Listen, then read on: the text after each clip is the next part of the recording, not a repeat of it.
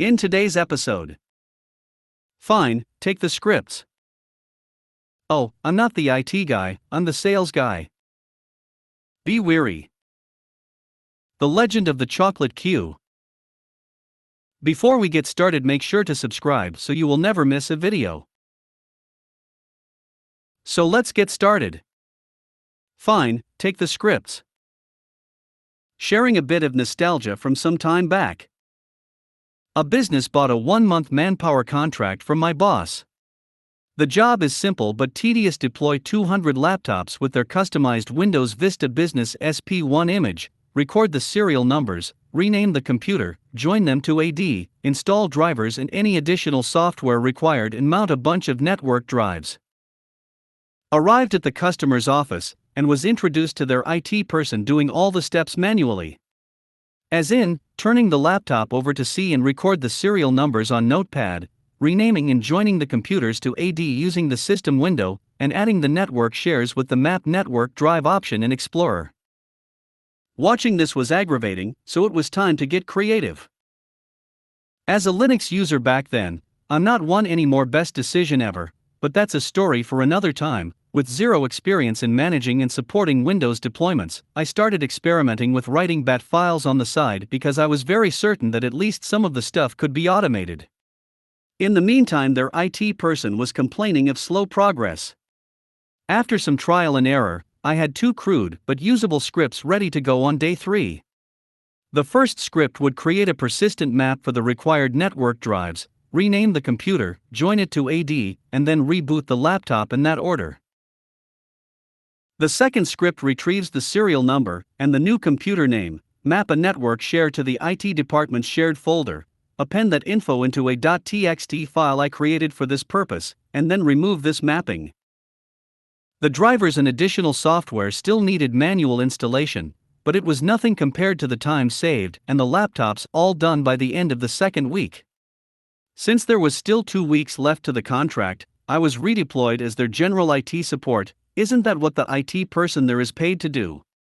Noticed a pattern after a few days. Common problems there include network shares and shared printers randomly disconnecting and refusing to reconnect.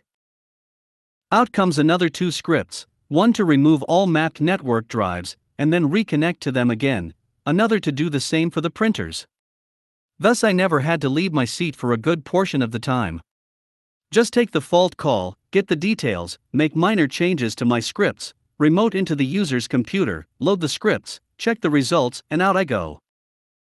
When the contract finally concluded, the IT person insisted that I leave the scripts behind because they were considered company property. Didn't want to raise a stink and complied. Boss wasn't pleased, but I didn't care.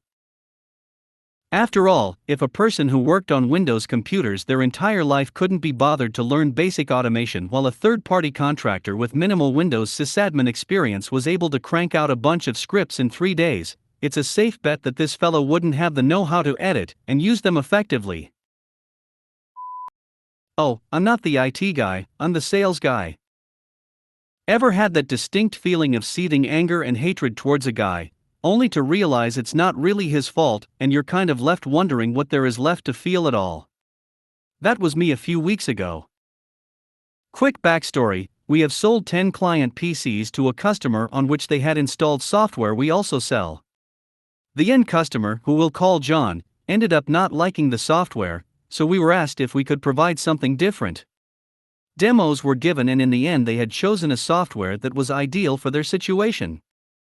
Our client's ITer, who we'll name Fred, was also present, and he was noting down and asking what the installation procedures were. Their sales guy, who we'll name Dan, was there too. Mind you, I was not present at this demo, so I had no idea who anyone was or what was exactly sold. My colleague, we'll call him George, was the one present at the demo, and was also handling most of their questions regarding the new software. Fast forward 2 months and I get a call from Dan, who I at the time didn't know wasn't their IT guy. He said the software wasn't working properly and asked if one of us could drop by to fix it.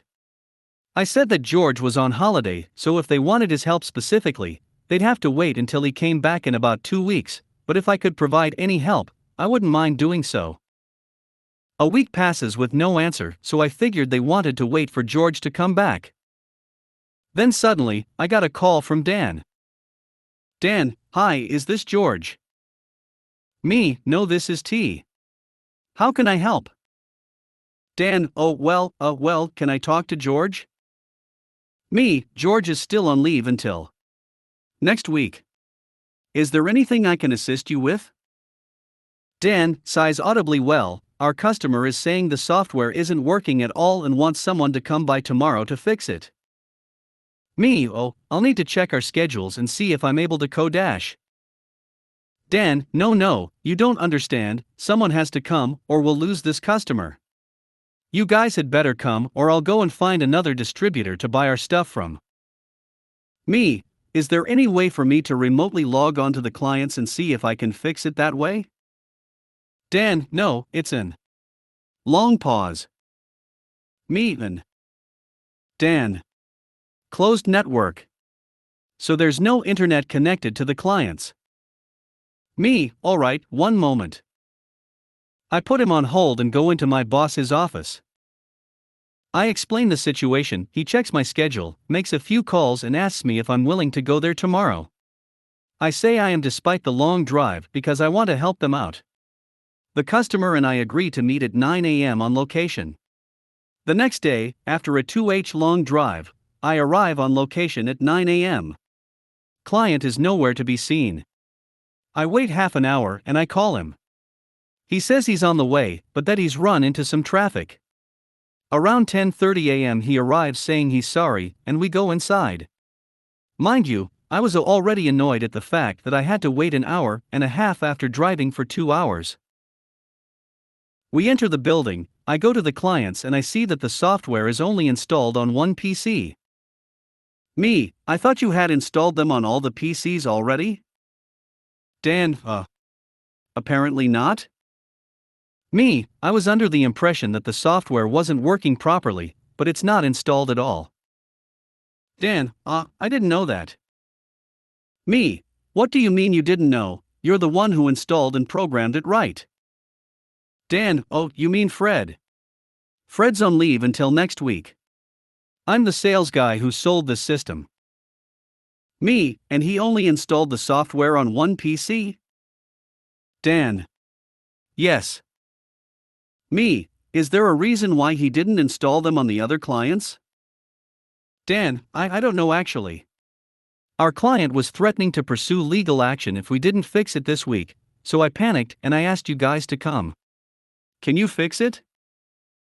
So instead of spending maybe 1 to 2 hours troubleshooting the software, I'm stuck installing and configuring 9 PCs with this software, which took me about 4 to 5 hours to make sure everything worked properly. On the exterior, I was friendly, professional and calm while answering whatever questions they had, but on the inside? Man, was I fuming. After a while I just couldn't fault the guy and the fault probably lies with Fred, so I ended up feeling empty. I left, 2h trip back, called my boss and explained the situation. He said he'd charge them a full day of on-site support. A week later I learned that Fred was planning on installing the software on the 9 other clients, but he forgot his week of vacation was coming up, so he figured it wouldn't be a big deal to finish his work after he got back and didn't let his sales know. No idea if he got fired for it or not. Be wary. Hi folks, back again with Tales from Typewriter Support. I suppose I'm not particularly the best judge of character when it comes to people. You can't open them up and see how they work like you can with a typewriter. Well, you could, but you'd find yourself in some unsavory circumstances.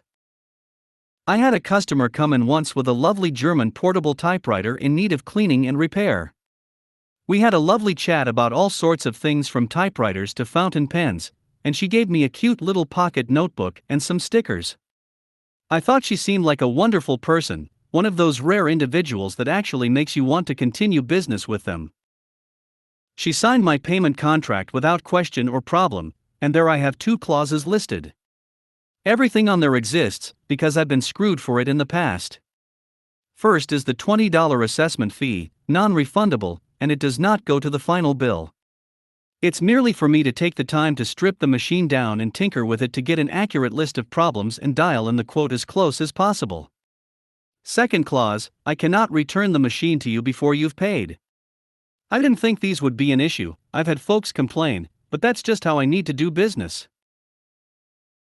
I can't have people walk off without paying for hours of work, nor do I want to take a half hour to an hour on a machine to diagnose it only for the client to say no thank you and walk away.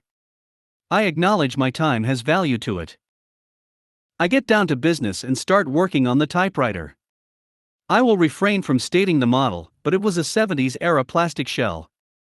The machine itself was covered in surface rust from the humidity. It also had a handful of mechanical parts needing disassembly, repair, and replacement parts. All in all, the quote came out to just shy of $200, which I have listed as average repair price. She responded that it was a bit high, so I cut it down by nearly half. The thing about me is that I like to work within an industry standard. I don't like half-assing projects, so while I cut the quote, I still did the work. It amounted to about several hours of unpaid work, but I figured it was worth it because she seemed nice. I have a nasty habit of underbilling. She agrees to the new price and voices no further complaints. That machine came out looking like new. Truly a fine writing instrument. She comes by to pick it up a week after our initial scheduled date, doesn't say much, and drives off. I figured she must have been in a hurry. I get an email that evening from her stating that the sole reason she paid me at all was so I wouldn't hold her machine hostage as per my contract, as well as a voiced distaste that the assessment fee doesn't go towards the quoted work. So, that was the only reason? Ouch. Not that it looked fantastic, actually worked, came with free parts and a ribbon, typed super well, dialed into factory specs that were decades out of alignment. She didn't voice any particular concern, but it was just one large undertone of disappointment. I suppose she was trying to butter me up for a better price early on, not the first time someone has tried that trick, but I fall for it every time. Guess it just wasn't low enough for her. I figured she'd maybe appreciate good workmanship, but today's society doesn't really value that much anymore. One thing's for sure, I don't work for free. The Legend of the Chocolate Queue. As requested in another TFTS post by u/throwaways amplicize 9, I bring for your afternoon enjoyment, The Legend of the Chocolate Queue. Once upon a time and many employers ago, I was an on-site desktop support tech for a manufacturing company. We occupied a windowless workbench/office/storage area with a single door to enter that you could never really close, or the place heated up pretty quickly, or, in the case of Chimichanga Thursdays, the extra exhaust was necessary for HSE reasons. Regardless, we three were easily accessible from anyone walking down the hallway in this part of the admin building.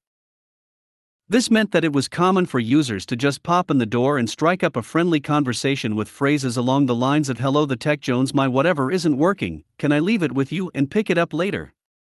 We even had a small shelf that was near the door that said users took to using as a drop-off point. Keep in mind that none of these actions were allowed or encouraged, but we lacked support from management, so adapt and survive. But I digress, this is a story about a phone after all. So on this day, a user walks in and says his phone doesn't turn on anymore. So my colleague turns to him and takes the Moto Q from the guy and holds the power button. User: "Oh, I know it won't turn on because it fell in the toilet as I was standing up." Phone clatters to desk. What followed was a series of forced smiles and assurances that it happens all the time and polite requests to lead with pertinent information like "I dropped this in fresh feces next time." So, next time a user tries to hand you something, find out a few details first if you are not wearing gloves.